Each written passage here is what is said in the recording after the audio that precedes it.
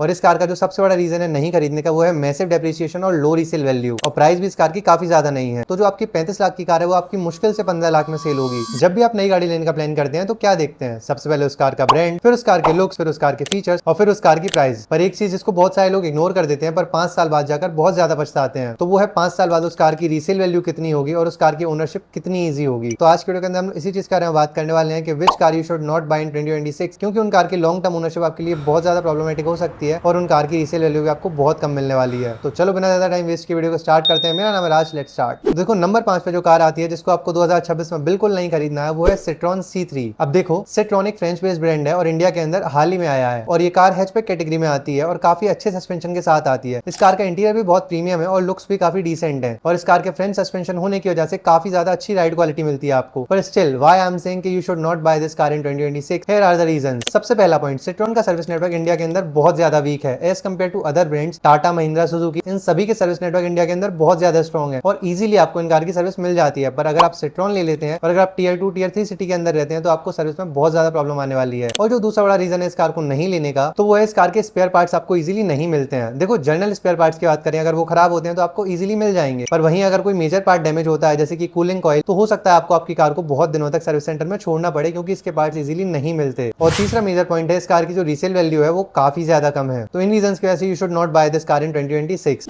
अब जो fourth car है इस लिस्ट में वो है Volkswagen Virtus। अब बहुत सारे लोग मुझे क्रिटिसाइज करेंगे कि मैं Virtus का नाम कैसे ले सकता हूं, पर मेरे पास कुछ स्ट्रॉन्ग पॉइंट्स हैं जिनके बेसिस पे मैं Virtus को इस लिस्ट में रख रहा हूं। अब देखो रीजन बताने से पहले आपको बता दूं कि Virtus ना इंडिया की प्रीमियम सेडान सेगमेंट में आती है और ये कार सच में प्रीमियम है। इस कार का इंटीरियर देख लो, एक्सटीरियर देख लो, सब कुछ बहुत ज्यादा स्टाइलिश और मॉडर्न है। और सबसे अच्छी बात इस कार के अंदर ना कनेक्टेड टेल लाइट्स आते हैं ना कनेक्टेड DRL आते हैं। वो इस कार का one of the best part मुझे लगता है। और मैं इस कार की इतनी ज्यादा तारीफ इसलिए कर रहा हूँ क्योंकि इस कार के अंदर आपको मिलता है 1.5 लीटर का TSI टर्बो पेट्रोल इंजन जो प्रोड्यूस करता है 144 bhp की पावर और 250 Nm का टॉर्क। मतलब ये कार ना पॉकेट रॉकेट है। और फिर जर्मन इंजीनियरिंग वाली कार है तो आप समझ लो स्टीयरिंग और टायर्स का जो कम्युनिकेशन है वो बहुत अच्छा है। मतलब जब आप इस कार को चला लोगे तो आपको कोई और कार अच्छी नहीं लगने वाली। पर व्हाई आई एम सेइंग कि you should not buy this car, तो हियर आर द रीजंस। देखो इंडिया के अंदर ना अर्ली 20s में सेडान का कल्चर बहुत ज्यादा आया था, पर 2015 के बाद इंडिया के अंदर ऐसी ऐसी एसयूवी लॉन्च हुई है जिसके बाद इंडियंस का सेडान से पूरा ध्यान हट चुका है। इसीलिए बहुत सारे इंडियन सेडान्स को आज ही प्रेफर नहीं करते हैं। और जो दूसरा वैलिड रीजन है वो है ये कार जर्मन ब्रांड की कार है। मतलब इस कार को आप खरीद तो इजीली लोगे पर इस कार को लॉन्ग टर्म में मेंटेन करना काफी ज्यादा मुश्किल हो जाएगा, क्योंकि इस कार का अगर छोटा सा पार्ट भी खराब होता है तो आपको पैसे बहुत सारे देने पड़ सकते हैं। और जब आप इस कार की टाइम टू टाइम सर्विस कराओगे तो वो भी आपको काफी ज्यादा महंगी पड़ने वाली है as compare to world 9 Honda City. और फिर सबसे खास चीज इंडिया के पॉटहोल्स तो आपको पता ही है, जब भी आप इस कार को लेकर निकलोगे तो आपको बहुत सेफली इस कार को ड्राइव करना होगा। और जो एक और रीजन है मेरे अकॉर्डिंग जो है Volkswagen के ना बहुत स्पेसिफिक वायर्स है इंडिया के अंदर। मतलब हर कोई Volkswagen को नहीं लेता क्योंकि इस कार का मेंटेनेंस ना बहुत कॉस्टली है। इसीलिए मैंने इस कार को इस लिस्ट में रखा है कि you should not buy this car until unless you are having a lot of money to spend on your car. अब जो नंबर 3 पे कार है वो है जीप कंपस। अब देखो कंपस जिस प्राइस पे आती है ना वो इस कार को बिल्कुल भी जस्टिफाई नहीं करती है। इस कार का आपको automatic diesel top model 4x4 पड़ता है लगभग 35 लाख का, मतलब 35 से भी ज्यादा जाता है। और इस प्राइस के साथ ये कार खुद को बिल्कुल भी जस्टिफाई नहीं करती है, क्योंकि जिस सेगमेंट में ये कार रोल करती है उसमें आती है Scorpio N XUV 700, MG Hector और टाटा सफारी जो इस कार जितनी ही कैपेबल है और इस कार से सस्ती भी है। देखो जीप की बात करें तो एक अमेरिकन बेस्ड ब्रांड है जिसकी सर्विस आपको बहुत ज्यादा अच्छी मिलने वाली है, पर उसी के साथ साथ बहुत कॉस्टली भी पड़ने वाली है। पर ये एक इंपॉर्टेंट रीजन नहीं है, क्योंकि इस कार के भी बहुत स्पेसिफिक वायर्स हैं जिनको कार के अंदर प्रीमियम फील चाहिए, ड्राइविंग डायनेमिक्स अच्छे चाहिए और बहुत सारे पैसे देने के बाद भी कार कॉम्पैक्ट चाहिए, तो वो लोग इस कार को लेते हैं। But why you should not buy this car, क्योंकि इस कार की जो रीसेल वैल्यू है ब्रूटली बहुत ज्यादा कम है। अगर आप एक पल को स्कॉर्पियो एन ले लेते हैं और उसे 3 साल चला लेते हैं तो आपकी जो 25 लाख वाली स्कॉर्पियो होगी वो 15 लाख में बिक जाएगी। पर वहीं अगर आप जीप कंपस ले लेते हैं और उसे सिर्फ 2 साल चलाते हैं और 2 साल बाद बेचने जाते हैं तो जो आपकी 35 लाख की कार है वो आपकी मुश्किल से 15 लाख में सेल होगी। तो ऐसी हालत है कंपस की रीसेल वैल्यू की। और इस कार का जो मेंटेनेंस है वो भी काफी ज्यादा महंगा है as compare to its segment. और फिर इसके स्पेयर पार्ट्स भी इजीली नहीं मिलते हैं इंडिया के अंदर। और सच में अगर आपके आसपास में आपका फ्रेंड फैमिली में कोई भी जीप की कार ओन करता है तो एक बार उससे पूछ के देखिएगा उसका मेंटेनेंस कितना ज्यादा है। अब बात करते हैं नंबर 2 कार की, वो है MG एस्टर। देखो MG की एस्टर डिसेंट गाड़ी है, उसके अंदर आपको सारे प्रैक्टिकल फीचर्स मिल जाते हैं, साइज भी कॉम्पैक्ट मिल जाता है और प्राइस भी बहुत ज्यादा नहीं है। और अगर बात करें MG की सर्विस की तो MG की सर्विस भी आपको अच्छी मिलती है, ज्यादा महंगी भी नहीं है और इजीली इसके पार्ट्स भी आपको मिल जाते हैं। बट जो रीजन है इस कार को नहीं खरीदने के कि MG को ना बहुत सारे लोग अभी भी चाइनीज बोल के क्रिटिसाइज करते हैं, जिसकी वजह से MG की मार्केट डिमांड काफी ज्यादा कम है। और अगर कार की मार्केट डिमांड कम है तो ऑटोमेटिकली उस कार की रीसेल वैल्यू बहुत ज्यादा कम हो जाएगी। मतलब अगर आप एस्टर ले लेते हैं तो आपको रीसेल वैल्यू इस कार की बहुत ज्यादा कम मिलने वाली है। और जो दूसरा रीजन है मेरे अकॉर्डिंग इस कार को नहीं खरीदने का वो है इसका रेयर सीट कंफर्ट। देखो इस कार के अंदर ना आपको रेयर सीट में बहुत ज्यादा कम कंफर्ट मिलता है। वहीं बात करें इसके राइवल्स की, Hyundai क्रेटा, Kia Seltos, जो फीचर रिच भी हैं और इस कार के कंपैरिजन में आपको ज्यादा कंफर्ट देते हैं और ऑलमोस्ट उसी मेंटेनेंस कॉस्ट पे आपको क्रेटा और सेल्टोस भी मिल जाती हैं। और अगर आपको और कम मेंटेनेंस वाली गाड़ी चाहिए तो आप ग्रैंड विटारा भी ले सकते हैं जो एक बहुत अच्छा ऑप्शन है इस सेगमेंट में। बाकी मेरे हिसाब से 2 रीजन रीजन की वजह से आपको MG Aster नहीं लेनी चाहिए, बट स्टिल अगर आपको खरीदनी है तो you can buy this car. अब जो नंबर 1 कार है वो है महिंद्रा की। अब आप 100% सोचोगे कि महिंद्रा की कौन सी कार हो सकती है, क्योंकि महिंद्रा की तो सारी कार ही बिकती हैं और महिंद्रा की सर्विस भी अच्छी है, रीसेल वैल्यू भी अच्छी है, but why I am saying कि महिंद्रा की कार आपको नहीं लेनी है। तो नंबर 1 पे जो आती है वो है महिंद्रा की XUV 400 EV। तो देखो रीजन बताने से मैं आपको बता दूं कि इस कार के अंदर आपको मिल जाती है 39 किलोवाट की बैटरी, जो आपको लगभग 450 किलोमीटर की रेंज देती है, और ऑन रोड बात करें तो लगभग 350 से 400 किलोमीटर की रेंज देती है, मतलब डिसेंट है। और प्राइस भी इस कार की काफी ज्यादा नहीं है। तो इस कार को क्यों नहीं खरीदना चाहिए, उसका रीजन है कि ये कार ना बहुत ओल्ड प्लेटफॉर्म पे बनी हुई है, और as compare to its rival ये कार इतनी मॉडर्न नहीं दिखती है जितनी महिंद्रा की और कार दिखती है, किसी और ब्रांड की कोई और कार दिखती है। और जो एक और रीजन है वो है कि इस कार के अंदर आपको ना ज्यादा इतने प्रीमियम फीचर्स मिलते हैं और ना ही ये कार के अंदर आपको एडवांस टेक मिलता है। और इस कार का जो सबसे बड़ा रीजन है नहीं खरीदने का वो है मैसिव डेप्रिसिएशन और लो रीसेल वैल्यू। अगर आपने ये कार आज ले ली और 2 साल बाद भी आप इस कार को बेचने जाते हैं तो आपको इसका वायर मिलना बहुत ज्यादा मुश्किल है। और सबसे बड़ी बात इस कार को ना लेने का, अगर आपने गलती से भी इस कार को ले लिया तो जो राइवल्स हैं इस कार के, जैसे कि Hyundai Creta और MG Windsor, उनको लोग इजीली ले लेंगे, बट इस कार को खरीदना बहुत ज्यादा मुश्किल है। तो ये थी वो कारें जिनको आपको गलती से भी नहीं खरीदना है 2026 के अंदर। तो इतना ही था इस वीडियो के अंदर। आपको वीडियो इन्फॉर्मेटिव लगी और वीडियो अच्छी लगी तो वीडियो को लाइक कर लेना और चैनल को सब्सक्राइब कर लेना, और ऐसी और वीडियोस देखने के लिए स्टे ट्यून्ड।